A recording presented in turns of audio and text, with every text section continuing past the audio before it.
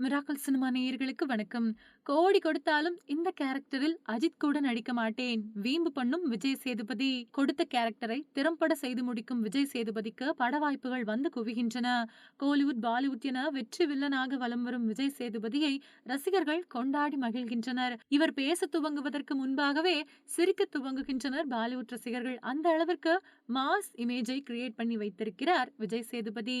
தென்மேற்கு பருவக்காற்று படத்தின் மூலம் தமிழ் சினிமாவில் அறிமுகமானார் விஜய் சேதுபதி. கிடைத்த வாய்ப்புகளை தவறாமல் பயன்படுத்திக் கொள்ளும் இந்த தனித்துவ நாயகன் தன்னோடு நடிக்கும் சக நடிகர்கள் கூப்பிட்டதும் ஓடிப்போய் உதவும் தாராளமான குணம் கொண்டவராக இருக்கிறார். ஏதாவது ஒரு படத்திற்கு கெஸ்ட் அப்பியரன்ஸ் என்றாலும் கூட உடனே ஓகே சொல்லி நடிக்க துவங்கி விடுவார் விஜய் சேதுபதி.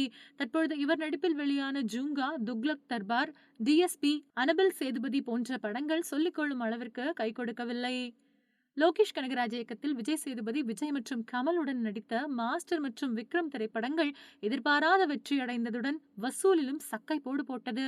ஹீரோவாக தோன்றும் விஜய் சேதுபதி சில சமயங்களில் யதார்த்த நடிப்பையும் மிஞ்சி ஓவர் ஆக்டிங் செய்வதாகவே மக்களுக்கு தோன்ற மக்கள் மனதில் தனக்குரிய இடத்தை தவற விடுவதாக தெரிந்தது. இதுவே வில்லனாக இருக்கும் பொழுது பக்கா கிரிமினலாக வேடத்திற்கு பொருந்தி பார்வையாளர்களை மிரட்டி விடுவார் விஜய் சேதுபதி.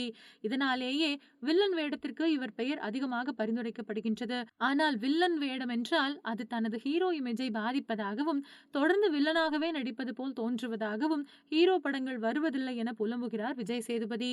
தற்பொழுது ஆதிக் ரவிச்சந்திரன் இயக்கத்தில் அஜித் நடிக்கவிருக்கும் AK-63 படத்தில் வில்லனாக நடிக்க விஜய் சேதுபதிக்கு அழைப்பு வந்துள்ளது.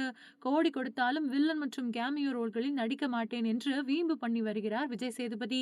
வாய்ப்பை ஏற்கும் பட்சத்தில் மார்க் ஆண்டனி, SJ சூர்யாவை போன்ற விஜய் சேதுபதிக்கு புதிய ஒரு பரிமாணத்துடன் இவரை வேறு ஒரு பாதைக்கு அழைத்துச் செல்லும் என்பதில் எந்த ஒரு சந்தேகமும் இல்லை. ஹீரோவாக நடிக்க வேண்டாம் என்று சொல்லவில்லை, வில்லனாக நடித்தால் நன்றாக இருக்கும் என்பது ரசிகர்களின் விருப்பம்.